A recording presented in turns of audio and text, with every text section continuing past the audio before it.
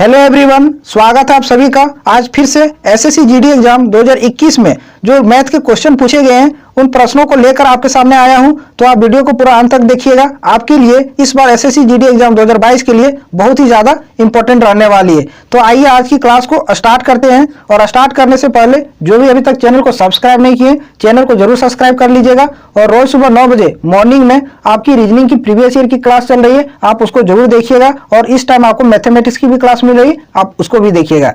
तो स्टार्ट करते हैं फर्स्ट क्वेश्चन के साथ। और आप भी साथ में आंसर करने का कोशिश करिए कि इसका सही आंसर क्या होगा। क्या बोला गया है? बी किसी कार्य को पूरा करने के लिए ए द्वारा लिए गए दिनों की संख्या का 5 गुना समय लेता है। बी जो है ए से कितना ज्यादा समय लेता है? 5 गुना लेता है। एक साथ काम करके वे 15 दिनों में काम को पूरा कर देते हैं। अगर ए और बी एक साथ काम करेंगे तो काम 15 दिनों में समाप्त हो रहा है। तो उसी काम को पूरा करने के लिए ये अकेले कितना दिन समय लेगा? तो देखिए ए और बी के समय का अनुपात आपको दिया हुआ है, ए और बी, A:B, टाइम का रेशियो आपको दे दिया। ठीक है, कितना दिया है? बी जो है ए का 5 गुना समय लेता है। अगर यदि ए जो है वो 1 समय लेता है तो इसका 5 गुना समय बी लेता है। 1 का 5 गुना 5 हो जाएगा। तो एफिशिएंसी क्या हो जाएगी? इसका उल्टा हो जाएगा। ठीक है, एफिशिएंसी उल्टा हो जाएगा। जिस प्रकार से स्पीड का उल्टा टाइम होता है, उसी प्रकार से टाइम एंड वर्क में भी होता है। तो टाइम का उल्टा क्या हो जाएगा? एफिशिएंसी हो जाएगा। तो ए की एफिशिएंसी कितना हो जाएगी? 5 कार्य क्षमता, और बी की कार्य क्षमता 1 हो जाएगी। ठीक है, जब ये दोनों मिल जाते हैं तो काम 15 दिनों में समाप्त कर देते हैं। तो ए की कार्य क्षमता कितना है? 5 है। और बी की कार्य क्षमता कितना है? 1 है। तो कुल कार्य क्षमता कितना हो गया? 6 हो गया। दोनों को जोड़ देंगे तो यहां से हम टोटल वर्क निकाल लेंगे। कुल काम, टोटल वर्क बराबर क्या हो जाएगा आपका? ए की कार्य क्षमता है 5 और बी की कार्य क्षमता है 1, कुल कार्य क्षमता 6। जब ये दोनों मिल जाते हैं तो काम कितना दिनों में समाप्त हो रहा है? 15 दिनों में। तो गुना कर दीजिए आप क्या? 15। ये आपका निकल गया क्या? कुल काम, टोटल काम। अब क्या बोला है? उसी काम को पूरा करने के लिए ये कितने दिनों का समय लेगा? तो ये आपका कुल काम निकल गया। ठीक है, तो ए की कार्य क्षमता कितना है? 5 है। तो कुल काम में ए की कार्य क्षमता से भागा दे देंगे तो पता चल जाएगा कि ये इस काम को कितने दिनों में समाप्त कर देगा। तो 5 से इसको डिवाइड कर दीजिए। 5 से जाएगा कितना बार में? 3 बार में। तो अब 6 गुना 3 कितना हो जाएगा? 18। ये जब अकेले काम करेगा तो इस काम को 18 दिनों में समाप्त कर देगा। ऑप्शन नंबर 1 इस क्वेश्चन का सही आंसर हो जाएगा। ठीक है, अगले सवाल पर आते हैं। आपको हर एक क्वेश्चन का बेस्ट तरीका बताऊंगा कि कम समय में आप किस तरीके से आंसर कर सकते हैं। इस क्वेश्चन का आंसर निकालिए। क्या बोला गया है? एक निश्चित धनराशि एक समान वार्षिक ब्याज दर से 4 वर्षों में 12,420 है और 7 वर्षों में 14,985 हो जाती है, तो वह धनराशि कितनी है? तो साधारण ब्याज की दर से है, 4 वर्षों में कितनी हो जा रही है? देखिए यहां लिखते हैं 4 वर्षों में, 4 ईयर्स में कितनी हो जा रही है? 12,420 हो जा रही है। ठीक है, और 7 वर्षों में कितना हो जा रही है? 7 ईयर्स में, 7 वर्षों में राशि आपका हो जा रही है 14,985। 14,985 राशि हो जा रही है। तो आप क्या करेंगे? जो हमको धनराशि मिल जाएगी, तो देखिए वर्षों में कितना अंतर है? साधारण ब्याज है, वर्षों में कितना अंतर है? 4 से 7, 3 वर्ष का अंतर है, 3 वर्ष का। और अमाउंट में कितना अंतर है? देखिए 12,420 से 14,985 हो जा रहा है। तो इसको घटाइए, कितना का अंतर है? 5। ठीक है, फिर आपका हो जाएगा कितना? 6।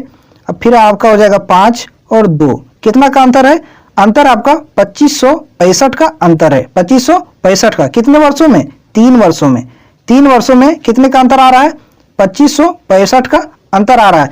तो साधारण ब्याज में क्या होता है? ब्याज हमेशा एक रेट से लगता है। जितना इस वर्ष लगेगा अगले वर्ष भी उतना ही लगेगा। तो 3 वर्षों में ब्याज कितना हो जा रहा है? 2565, ये अंतर है।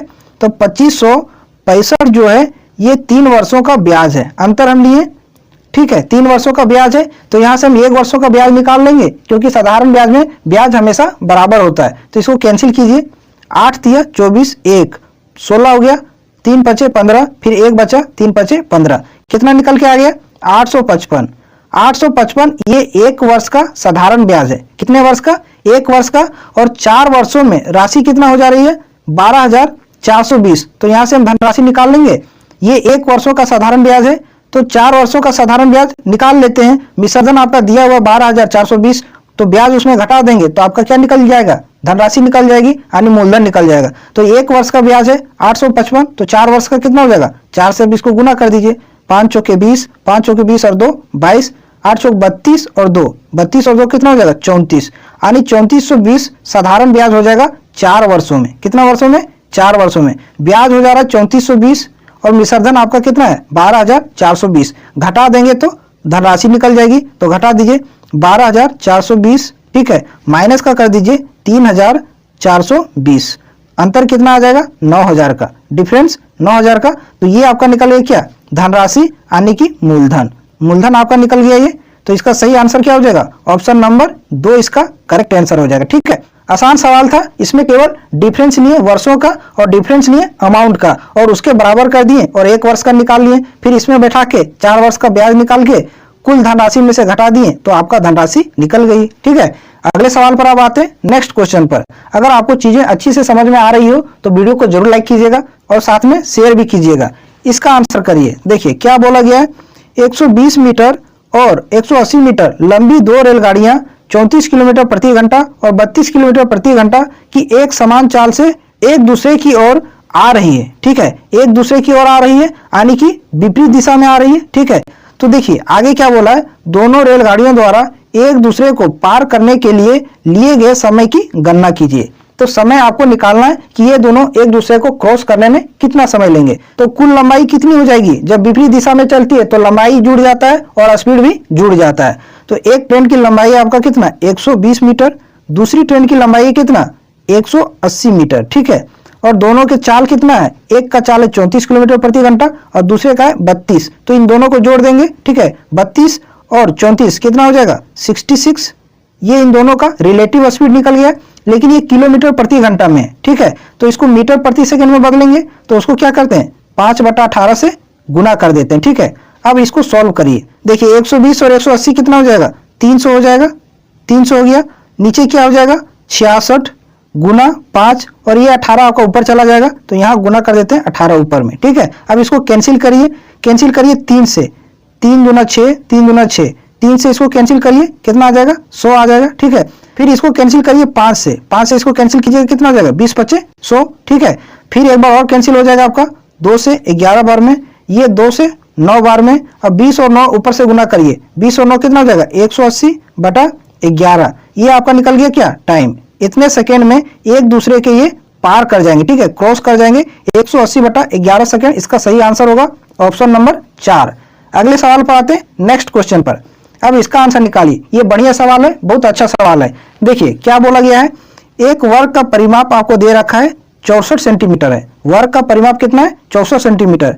एक आयत का क्षेत्रफल उस वर्ग के क्षेत्रफल से 16 सेंटीमीटर स्क्वायर कम है। क्या बोला गया है, एक आयत का जो क्षेत्रफल है वर्ग के क्षेत्रफल से 16 सेंटीमीटर स्क्वायर कम है। यदि आयत की लंबाई 20 सेंटीमीटर है तो आयत का परिमाप कितना होगा? तो वर्ग का परिमाप आपको दे रखा है 64 सेंटीमीटर। वर्ग का परिमाप बराबर क्या होता है? 4 इंटू भुजा। ठीक है, 4 इंटू ये भुजा जिसको बोलते हैं, बराबर कितना आपको दे रखा है? 64 दे रखा है। तो यहाँ से हम वर्ग का भुजा निकाल लेंगे, 4 से इसको कैंसिल कीजिए 16 बार में, तो ये बराबर आपका कितना आ गया? 16 आ गया। वर्ग की भुजा आ गई। तो यहाँ से हम वर्ग का क्षेत्रफल भी निकाल सकते हैं, क्योंकि हमको जरूरत है किसका? आयत का क्षेत्रफल जो वर्ग के क्षेत्रफल से 16 सेंटीमीटर स्क्वायर कम है। तो वर्ग का क्षेत्रफल क्या होता है? भुजा स्क्वायर, ये स्क्वायर होता है। तो 16 का स्क्वायर करिए, 16 का स्क्वायर कितना हो जाएगा? 256। ये निकल गया आपका क्या? वर्ग का स्क्वायर। और इसमें बोला गया है कि आयत का क्षेत्रफल वर्ग के क्षेत्रफल से 16 सेंटीमीटर कम है। ठीक है, तो इसमें आप 16 घटा दीजिए तो आपका क्या निकल के आ जाएगा? आयत का क्षेत्रफल आने की कितना आ जाएगा? 240। 240 ये क्या निकल के आ गया? आपका आयत का क्षेत्रफल निकल के आ गया, रेक्टेंगल का एरिया ये निकल के आ गया। ठीक है, अब आगे पढ़िए क्वेश्चन में। क्वेश्चन में क्या बोला गया है, यदि आयत की लंबाई 20 सेंटीमीटर है तो आयत का परिमाप कितना होगा? तो ये है आपका क्या? आयत का क्षेत्रफल, और आयत के क्षेत्रफल बराबर क्या होता है? L इंटू बी होता है, यानी कि 240 जो है वो L इंटू बी बराबर है। ठीक है, और इसमें आपका L दे दिया हुआ है कितना? 20 सेंटीमीटर। तो L के जगह रख दीजिए कितना? 20 सेंटीमीटर। 240 बराबर 20 गुना b, इसको कैंसिल कर दीजिएगा तो कितना आ जाएगा? 12 आ जाएगा। यानी b आपका कितना आ गया? 12 आ गया, चौड़ाई आ गया। तो अब आयत का परिमाप नहीं निकाल सकते हैं, इसमें लंबाई आपको दिया हुआ कितना? 20 सेंटीमीटर और चौड़ाई आपका निकल के आ गया 12 सेंटीमीटर। तो आयत का परिमाप क्या होता है? पेरीमीटर ऑफ रेक्टेंगल बराबर क्या होता है? 2 इंटू एल प्लस बी होता है। तो 2 गुना एल कितना है? एल आपको दे रखा है 20 और बी कितना निकालें? 12 निकालें। ठीक है, तो 20 और 12 कितना हो जाएगा 32, 32 गुना 2 करेंगे कितना हो जाएगा 64, 64 ये निकल के आ गया आपका क्या आयत का परिमाप। ऑप्शन नंबर 2 इस क्वेश्चन का सही आंसर हो जाएगा। तो ये बहुत प्यारा सवाल था, काफी बेहतरीन सवाल था। एग्जाम में इसी टाइप के क्वेश्चन भी पूछे जाएंगे, ठीक है। अब आप इस टाइप के क्वेश्चन को इस तरीके से आराम से सॉल्व कर सकते हैं। अगले सवाल पर आते हैं नेक्स्ट क्वेश्चन पर, इसका आंसर करिए। देखिए क्या बोला गया है, रोहित और मनोज के पास कुल 1320 रुपये हैं। रोहित और मनोज के पास कुल कितना राशि है 1320 रुपया। यदि रोहित की धनराशि का 10/21 मनोज की धनराशि के 5/7 के बराबर है तो रोहित के पास कितनी धनराशि है। तो रोहित के पास कितनी धनराशि है ये हमको नहीं पता है, तो रोहित की धनराशि हम मान लेते हैं आर। इसका 10/21, इसका 10/21 जो है वो बराबर है मनोज की धनराशि के 5/7 के बराबर। तो मनोज की धनराशि हमें नहीं पता है तो मनोज की धनराशि m मान लेते हैं, इसका 5/7। ये दोनों आपस में बराबर हैं। यहाँ से हम रोहित और मनोज का रेशियो निकाल लेंगे, उसके बाद 1320 को हम बांट देंगे, डिस्ट्रीब्यूट कर देंगे। तो देखिए इसको कैंसिल कीजिए 5 से, 5 दूना 10, इसको 7 से कैंसिल कीजिए, 7 तिया 21। तो आपका बचा क्या 2r, ठीक है, इज इक्वल टू ये क्रॉस मल्टीप्लाई हो जाएगा इधर से तो 3m हो जाएगा, ठीक है। अब रोहित, r मीन्स रोहित और m मनोज, इन दोनों का अनुपात निकालिए तो ये पलट जाएगा, ये रोहित हो जाएगा आपका 3 और मनोज हो जाएगा आपका 2। इस रेशियो में 1320 को बांट दीजिए। तो रोहित के पास कितनी धनराशि ये आपसे पूछा है, रोहित का हिस्सा। तो कुल हिस्सा कितना है 3 और 2 5, 5 यूनिट बराबर कुल कितना है 1320, 1320 है तो यहाँ से हम 1 का वैल्यू निकाल लेंगे, ठीक है। तो 5 दूना 10, 3 32 हो गया, 5 6 30, 2 20, 5 चौके 20, 264 आया, 1 बराबर कितना 264 आ गया, ठीक है। तो रोहित का हिस्सा पूछा है, रोहित का हिस्सा कितना है 3 यूनिट। तो 3 से इसको गुना कर दीजिए, 3 से इसको गुना कर दीजिए तो कितना आ जाएगा 4 तिया 12, ठीक है, 4 तिया 18 और 1 19, 3 दूना 6 1 7, 792 रोहित के पास है, ठीक है। इसका सही आंसर हो जाएगा ऑप्शन नंबर 4 792। बहुत अच्छा सवाल था ये, रेशियो में कन्वर्ट करके फिर इस 1320 को हम बांट दिए कुछ इस प्रकार से, ठीक है। अगले सवाल पर आते हैं नेक्स्ट क्वेश्चन पर। इसका आंसर आप निकालिए कि इसका आंसर क्या होगा। बहुत ही अच्छा सवाल ये भी है। ये सभी सवाल जो 2021 में पूछे गए हैं इस बार भी इसी टाइप के क्वेश्चन पूछे जाएंगे, इसलिए जो मैं करा रहा हूं आप उसको पूरा सॉल्व करिए, ठीक है। आपको एग्जाम में जरूर इससे फायदा मिलेगा, ठीक है। आप जरूर कमेंट करके बताइएगा कि इससे हमको जरूर फायदा हुआ। अब आप इसका आंसर निकालिए। बोला क्या गया है, दुकानदार ए 500 रुपये के अंकित मूल्य पर 8% और 12% की 2 क्रमिक छूट देता है, यानी सक्सेसिव डिस्काउंट कितना देता है 8% और 12%। आगे क्या बोला है, एक अन्य दुकानदार बी उसी अंकित मूल्य वाली उसी वस्तु पर 20% की एकल छूट देता है, तो उनके विक्रय मूल्यों का अंतर ज्ञात करें, ठीक है। एक है दुकानदार आपका ए, ठीक है, दूसरा दुकानदार है कौन बी। ये आपका 2 सक्सेसिव डिस्काउंट देता है, एक 8% और एक 12% का 500 रुपये अंकित वाले मूल्य पर, और दुकानदार बी भी यही 500 रुपये अंकित मूल्य वाले वस्तु पर 20% का डिस्काउंट देता है। तो इन दोनों के सेलिंग प्राइस का अंतर क्या होगा ये आपसे पूछा गया है, ठीक है। तो हम दुकानदार ए का पहले निकालते हैं, विक्रय मूल्य कितना है। 500 अंकित मूल्य वाली वस्तु है, ठीक है, इस पर 8% और 12% दो छूट देता है। तो 8% का छूट दिया तो कितना में बेचा 92 में, ठीक है, 92%, 92/100। एक बार और छूट दिया 12% का तो कितना में बेचा है 88 में, तो 88/100 लिखें। यहाँ से हम दुकानदार ए का विक्रय मूल्य निकाल लेंगे तो 2 जीरो से 2 जीरो कैंसिल कीजिए, अब किसी को कैंसिल नहीं कीजिए। अब देखिए कि इसको हम किस प्रकार से गुना कर सकते हैं। इसको आप आसानी से गुना कर सकते हैं, 5 गुना 92 तो कीजिए, 5 दूना 10, 9 5 45 और 1 46, 460 आ गया। अब इस 88 से हमको गुना करना है, ठीक है। इस 88 को हम क्या लिख सकते हैं, इस 88 को हम लिख सकते हैं 11 गुना 8, 11 8 88 होता है, इस प्रकार से भी लिख सकते हैं। अब देखिए इस 460 को 8 से गुना कर सकते हैं, करना आसान है। तो 0 8 छक 48, 8 चौक 32 और 4 कितना हो जाएगा 32 और 4 36। इसको फिर गुना करना किससे 11 से, तो 11 से गुना करना बिल्कुल आसान है। क्या करना है, ये 0 का 0 लिखिए, 0 का 0। अब ये 8 और 0 को जोड़िए, कितना आ जाएगा 8, ठीक है। फिर ये 8 और 6 को जोड़िए 14 आ जाएगा, 14 का 4 बाकियात में 1। फिर ये 3 और 6 को जोड़िए 9, 9 और 1 10 हो जाएगा, बाकियात में था ये 3 और बाकियात में 1 जो बचा 4, कितना आ जाएगा इसका विक्रय मूल्य इतना आ गया। और ये बटा जो नीचे 100 था एक, यहाँ 100 लिखेंगे। अब 2 अंक के बाद 0 बैठा दिए, 1 0 से 1 0 कैंसिल हो जाएगा, यहाँ आपका पॉइंट बैठ जाएगा। तो दुकानदार ए का विक्रय मूल्य कितना निकल के आ गया 4048। यानी कि 404 रुपया 80 पैसा दुकानदार ए का विक्रय मूल्य निकल के आ गया। अब दुकानदार बी का विक्रय मूल्य निकालते हैं। तो ये भी 500 अंकित मूल्य वाली वस्तु को बेचा है 20% डिस्काउंट के साथ। तो कितना में बेचा है? 80% में बेचा है, 80% में, ठीक है। 10 से 10 से 10, 8 पचे 40, 400 में ये बेचा है। तो दुकानदार ए भी कितना में बेचा है? 404 रुपया 80 पैसा में। और दुकानदार बी कितना में बेचा है? 400 रुपया में। तो अंतर कितना का है? 4 रुपया 80 पैसा का अंतर है। ऑप्शन नंबर 4 इस क्वेश्चन का सही आंसर हो जाएगा। इसमें केवल कैलकुलेशन था, ठीक है। इसमें गुना करने में परेशानी थी कि किस प्रकार से गुना किया जाए। उसका सबसे बेस्ट तरीका आपको मैं बताया हूं कि कुछ इस प्रकार से इसको तोड़ के गुना करिए। अब आते हैं अगले सवाल पर, नेक्स्ट क्वेश्चन पर।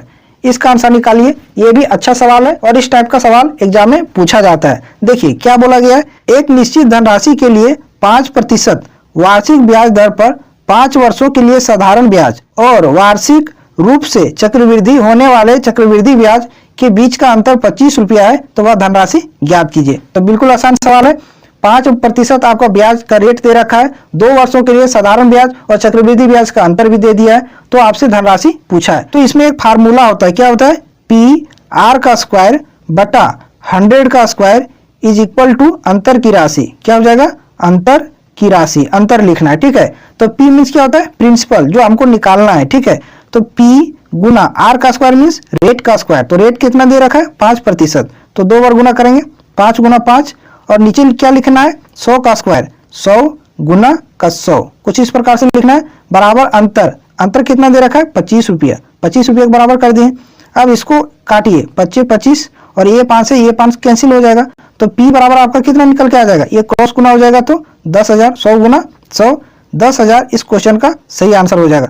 तो धनराशि कितना निकल गया? 10,000। ऑप्शन नंबर 4 इस क्वेश्चन का करेक्ट आंसर हो जाएगा। इस फॉर्मूले को आप ध्यान में रखिएगा। ऐसा सवाल जब भी आए तो आप इसी तरीके से बनाइए, आपका तुरंत आंसर आ जाएगा। अगले सवाल पर आते हैं, नेक्स्ट क्वेश्चन पर। इसका आंसर निकालिए। देखिए क्या बोला गया है। एक वस्तु को 2900 रुपये में बेचकर एक दुकानदार 16% का लाभ अर्जित करता है। यदि उसने इसे 3050 में बेचा होता तो उसका लाभ प्रतिशत क्या होता? तो इस सवाल को आप खुद से भी कर सकते हैं। क्या बोला गया है? 2900 में बेचा है, ठीक है। विक्रय मूल्य कितना है? 2900 रुपया है, जिस पर 16% का लाभ भी हुआ है। यानी कि ये 2900 जो है वो 116 बराबर है, ठीक है। तो 100 बराबर कितना हो जाएगा? यहाँ से हम क्या निकाल लेंगे? ये आपका निकल जाएगा कॉस्ट प्राइस, क्रय मूल्य निकल जाएगा, ठीक है। उसको कितना में बेचा है? 3050 में। तो अंतर जो निकालिएगा वो लाभ हो जाएगा। फिर आप प्रतिशत भी निकाल सकते हैं। देखिए निकाल के इसको हम दिखाते हैं। अब इसको आप कैंसिल करिए। देखिए ये कैंसिल हो जाएगा 29 से, 29 से कम 29, 100 हो जाएगा। 29 से आपका 4 बार में चला जाएगा, ठीक है। 4 बार में कैंसिल हो जाएगा। फिर इस 4 से इसको कैंसिल कीजिए 25 बार में। कितना बार में? 25 बार में। यानी कि कॉस्ट प्राइस कितना निकल के आ गया? 2500 रुपया। ये क्रय मूल्य निकल के आ गया और विक्रय मूल्य दिया हुआ है। कितना में बेचा है? 3050 में ये बेचना चाहता है। तो कितना इसको प्रॉफिट होगा? तो 2500 रुपये वाली वस्तु को 3050 में बेच रहा है। तो कितना का प्रॉफिट हो रहा है? 550 का प्रॉफिट हो रहा है। कितना में से? 2500 रुपये में से। तो प्रॉफिट परसेंटेज कितना होगा? तो 100 से आप गुना कर दीजिए, ये परसेंटेज निकल जाएगा। 2 0 से 2 0, 25 से काटिए, 25 दूना 50, 5 50, 25 दूना 50। कितना प्रॉफिट परसेंटेज आ गया? 22%। इस क्वेश्चन का करेक्ट आंसर हो जाएगा। ऑप्शन नंबर 3 इसका सही आंसर हो जाएगा, ठीक है। अगले सवाल पर आते हैं, नेक्स्ट क्वेश्चन पर। इसका आंसर निकालिए। क्या बोला गया है? 7800 रुपये की राशि को ए, बी और सी में इस प्रकार विभाजित किया जाता है कि बी का हिस्सा ए के हिस्से का 1/3 है और सी का हिस्सा बी के हिस्से से 20% अधिक है। तो ए का हिस्सा कितना होगा? तो यहाँ से हम रेशियो निकाल लेते हैं, ठीक है। ए और बी, इसमें पहले क्या बोला गया है? बी का हिस्सा ए के हिस्से का 1/3 है, ठीक है। तो ए का हिस्सा मान लेते हैं 3। तो बी का हिस्सा कितना हो जाएगा? 1 हो जाएगा, क्योंकि 3 का जब आप 1/3 निकालिएगा जो बी का हिस्सा है तो 3 से 3 कैंसिल हो जाएगा, 1 ही बचेगा। तो बी का हिस्सा कितना हो जाएगा? 1 हो जाएगा। जब भी ऐसा बोले 1/2, 1/3, तो आप नीचे वाला को मान लीजिए, ठीक है। तो आप आसानी से उसको हल कर सकेंगे। अब आगे देखिए क्या बोला है। सी का हिस्सा बी के हिस्से से 20% अधिक है। तो इसको कंबाइन करते हैं। सी का जो हिस्सा है वो बी के हिस्से से 20% अधिक है। तो हम यहाँ एक 0 बैठा देते हैं, इसमें अपने से मान लेते हैं, ठीक है। कोई दिक्कत नहीं होगा, 0 0 कैंसिल हो जाएगा तो रेशियो फिर 3 और 1 का ही आएगा। ठीक है, तो ऐसा हम क्यों किए, क्योंकि हम उसका 20% निकाल सकते हैं। ठीक है, तो सी का जो हिस्सा है वो बी के हिस्से से 20% अधिक है। तो बी का हिस्सा कितना है 10 है, तो 10 का 20% निकालिएगा कितना आ जाएगा 2 आ जाएगा। तो 10 में आप 2 जोड़ दीजिए तो 12 आ जाएगा। तो सी का हिस्सा कितना आ गया 12 आ गया। ठीक है, तो आपसे पूछा है कि ए का हिस्सा ज्ञात करें। कुल आपको राशि दे रखा है कितना 7800। तो यहाँ देखिए यूनिट में कितना हो जा रहा है, रेशियो में 30 और 10 40, 40 और 12 कितना हो जाएगा 40 और 12 52। ये 52 बराबर आपको दे रखा है कितना 7800। 7800 दे रखा है। यहाँ से 1 का वैल्यू निकाल लेंगे तो 13 से काटिए, 13 चौक 52, 13 से इसको काटिए, 13 छक 78 कितना आ जाएगा 600। फिर ये कैंसिल हो जाएगा 15 से, तो 1 बराबर कितना आ जाएगा 15 चौके 60 यानी कि 150। 1 बराबर आ गया आपका कितना 150। तो ये का आपसे हिस्सा पूछा है, ये का हिस्सा कितना है 30 यूनिट है, 30 यूनिट है। 1 बराबर है 150, तो 30 बराबर कितना हो जाएगा, तो 150 को आप 30 से गुना कर दीजिए। ठीक है, तो 15 3 कितना हो जाएगा 4500 हो जाएगा, 00 4500 ये का हिस्सा हो जाएगा। ऑप्शन नंबर 1 इसका सही आंसर हो जाएगा। ठीक है, हम क्या किए, सब चीजों को पहले रेशियो में बांट दिए, उसके बाद जो कुल राशि थी वो रेशियो के बराबर करके 1 यूनिट का वैल्यू निकाल लिए और वहां से फिर हम ये का हिस्सा निकाल लिए। ठीक है, अगले सवाल पर आते हैं, नेक्स्ट क्वेश्चन पर। इसका आंसर निकालिए। अगर वीडियो आपके लिए इंपॉर्टेंट रहा हो तो चैनल को जरूर सब्सक्राइब कीजिएगा, साथ में शेयर भी कीजिएगा। आपको रीजनिंग की, मैथ की क्लास मिलती रहेगी और बहुत जल्द मैं स्टैटिक जीके का भी वीडियो लाऊंगा जो कि एसएससी जीडी के एग्जाम के ओरिएंटेड होगा। तो इसका आंसर आप निकालिए। देखिए क्या बोला गया है, समान लंबाई की 2 ट्रेनें ए और बी समांतर पटरियों पर एक ही दिशा में क्रमशः 64.8 किलोमीटर प्रति घंटा और 50.4 किलोमीटर प्रति घंटा की चाल से चल रही है। ट्रेन ए ट्रेन बी को 1 मिनट में पार करती है, तो प्रत्येक ट्रेन की लंबाई मीटर में ज्ञात कीजिए। तो ट्रेन जब एक ही दिशा में चल रही हो समांतर पटरियों पर, तो ट्रेन का स्पीड क्या होता है घट जाता है। ठीक है, और ट्रेन एक दूसरे को पास करने में कितना समय लग रहा है 1 मिनट लग रहा है। तो यहां से हम ट्रेन की लंबाई निकाल लेंगे दोनों ट्रेन की। तो देखिए ट्रेन ये है, इसकी चाल कितना है 64.8 किलोमीटर प्रति घंटा है और ट्रेन बी की स्पीड कितना है 50.4 किलोमीटर प्रति घंटा है। तो ये समान पटरियों पर जब जाएंगे तो स्पीड क्या होगा घट जाएगा। तो यहाँ घटा देंगे 4 4 और 1 यानी 14.4 किलोमीटर प्रति घंटा। ये आपका क्या निकल के आ गया रिलेटिव स्पीड आ गया। और एक दूसरे को कितना समय में पार कर रहे हैं 1 मिनट में पार कर रहे हैं। तो स्पीड आपका निकल के आ गया, टाइम भी आपका दिया हुआ है। तो यहाँ से ट्रेन की लंबाई हम निकाल लेंगे, लेंथ हम निकाल लेंगे दोनों ट्रेन का। तो रिलेटिव स्पीड कितना निकल के आया 14.4 किलोमीटर प्रति घंटा। ये किलोमीटर प्रति घंटा में है, तो इसको मीटर प्रति सेकंड में बदलने के लिए 5/18 से इसको गुना करना पड़ता है। ठीक है, और 1 मिनट में पास कर रहे हैं, ये स्पीड गुना क्या करेंगे टाइम, और समय कितना लग रहा है 1 मिनट का यानी 60 सेकंड का। ट्रेन में हम टाइम किस में लेते हैं सेकंड में, तो 60 सेकंड गुना 60 से कर दीजिए। तो यहाँ से आपका दोनों ट्रेन की लंबाई निकल जाएगी। अब इसको कैंसिल करिए, इस पॉइंट को जब हटाएंगे तो नीचे क्या हो जाएगा 10 हो जाएगा और 1 0 से ए 0 कैंसिल हो जाएगा। 6 से इसको काटिए, 6 3 18, 3 से इसको कैंसिल कीजिए, 3 चौके 12, 2 24, 3 8 24। तो ऊपर में क्या बचा 48 गुना 5, तो 48 गुना 5 करिए, 8 5 40, 5 चौके 20 और 4 24, 240 मीटर ये दोनों ट्रेन की लंबाई निकल गई। तो ये क्या बोला है कि प्रत्येक ट्रेन की लंबाई क्या है, तो ये दोनों ट्रेन की लंबाई है। तो एक ट्रेन की लंबाई निकालने के लिए 2 से क्या करना होगा डिवाइड करना होगा। तो 120 मीटर प्रत्येक ट्रेन की लंबाई हो जाएगी, जो कि ऑप्शन नंबर 3 में दिया हुआ है। तो काफी बढ़िया सवाल था ये। नेक्स्ट क्वेश्चन पर आते हैं, अगला सवाल, इसका आंसर निकालिए। ये भी अच्छा सवाल है।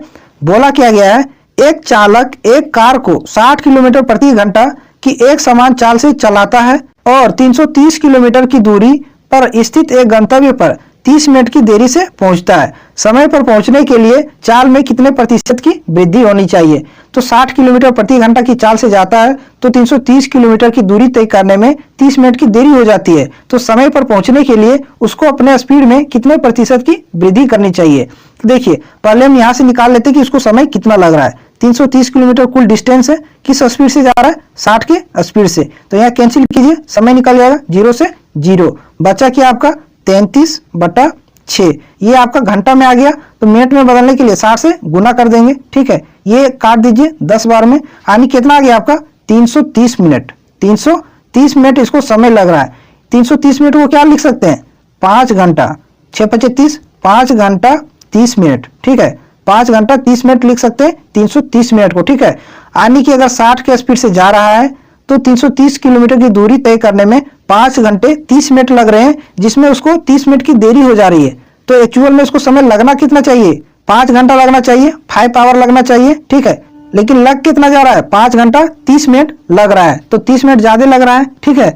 तो अब यहां से देखते हैं कि उसकी रियल स्पीड कितनी होनी चाहिए अगर 5 घंटे में 330 किलोमीटर की दूरी तय करनी हो। तो डिस्टेंस आपका कितना है? 330 और समय कितना है? 5 घंटे। तो यहां से स्पीड निकालेंगे, निकालिए। 5 छक्के 30, 5 छक्के 30, 66 किलोमीटर प्रति घंटा स्पीड होना चाहिए, तभी वह समय पर पहुंच पाएगी, 30 मिनट की देरी नहीं होगी। तो पहले स्पीड था कितना? 60 किलोमीटर प्रति घंटा। नया स्पीड कितना आ गया? 66 किलोमीटर प्रति घंटा। कितना वृद्धि हुआ है? 6 किलोमीटर प्रति घंटा। किस पर?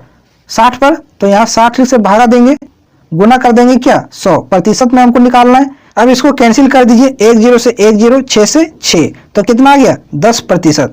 उसकी चाल में 10% की वृद्धि करना होगा, तभी वह समय पर पहुंच पाएगी, ठीक है। इसका सही आंसर हो जाएगा 10%, ऑप्शन नंबर 3। एक बार और समझ लीजिए, अगर 60 की स्पीड से जा रहा है तो 330 किलोमीटर की दूरी तय करने में 30 मिनट की देरी हो रही है। तो यहां से हम निकाल लिए कि कुल उसको समय कितना लग रहा था? 5 घंटा 30 मिनट लग रहा था, जिसमें 30 मिनट की देरी हो रही थी। तो लगना कितना चाहिए था उसको? 5 घंटा। तो यहां से हम दूसरी स्पीड निकालनी है। कुल डिस्टेंस हमको पता था 330 किलोमीटर, 5 से भागा करके हम स्पीड निकालनी है। तो कितना आ गया? 66। तो कितना बढ़ा दिए स्पीड? पहले 60 था, अब 66 कर दिए, तो 6 बढ़ा दिए 60 पर। तो परसेंटेज निकाले तो 10% आया, ठीक है। अगले सवाल पर आते हैं, नेक्स्ट क्वेश्चन पर।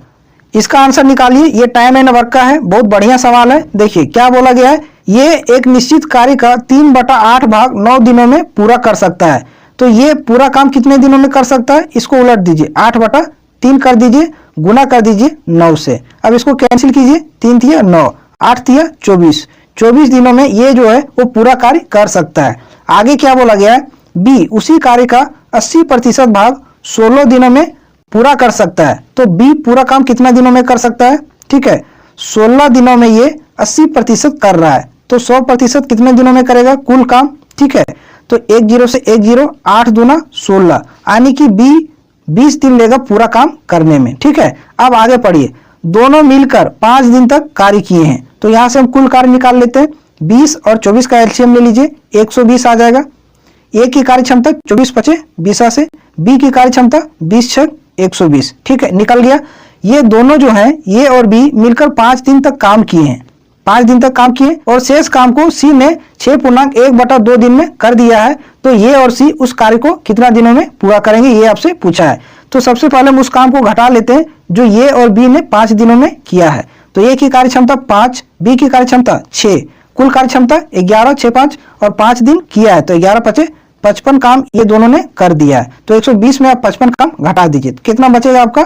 65 काम बच गया। ठीक है, 65। और इस काम को सी ने कितना दिनों में किया है? 6.1/2 दिन में। तो यहां से हम सी की कार्य क्षमता निकाल लेंगे, सी का इफिशियंसी यहां से निकाल लेंगे। तो कुल काम है कितना? 65 और कर रहा है कितना दिन में? 6.1/2 दिन में। तो इसको हटाइए, 6 दूना 12 1 13, 13 बटे कितना हो जाएगा? 2 हो जाएगा, 13/2। ये 2 आपका ऊपर चला जाएगा, तो बचेगा क्या? 65/13 और गुना 2, 2 ऊपर चला जाएगा, 13 से काटिए, 13 पचे 65, 5 दूना 10। ये निकल के आ गया आपका सी की कार्य क्षमता। सी की कार्य क्षमता क्वेश्चन में आपसे क्या पूछा है? ये और सी मिलकर उसी कार्य को कितना दिनों में पूरा करेंगे। तो ए की कार्य क्षमता कितना आया है? 5 आया है, और सी की कार्य क्षमता कितना आया है? 10 आया है, और कुल कार्य कितना है? 120, कुल काम 120। ठीक है, तो 120 divide by total efficiency of A and C. A का है 5, सी का 10, तो कुल कितना हो गया? 15। 15 से इसको डिवाइड कर दीजिए, तो 15 से काटेंगे तो कितना बार में जाएगा? 8 बार में। ठीक है, तो ये और सी उस काम को 8 दिनों में समाप्त कर देंगे। 8 दिन इस क्वेश्चन का सही आंसर होगा, ऑप्शन नंबर 3। तो ये थे आज के सेशन के सभी बेहतरीन सवाल। अगर वीडियो आपके लिए इंपॉर्टेंट रहा हो तो कमेंट करके जरूर बताइएगा, साथ में चैनल को जरूर सब्सक्राइब कीजिएगा और वीडियो को जरूर शेयर कीजिएगा। फिर मिलते हैं आपसे अगली वीडियो में इसी तरीके के इंपॉर्टेंट क्वेश्चन के साथ।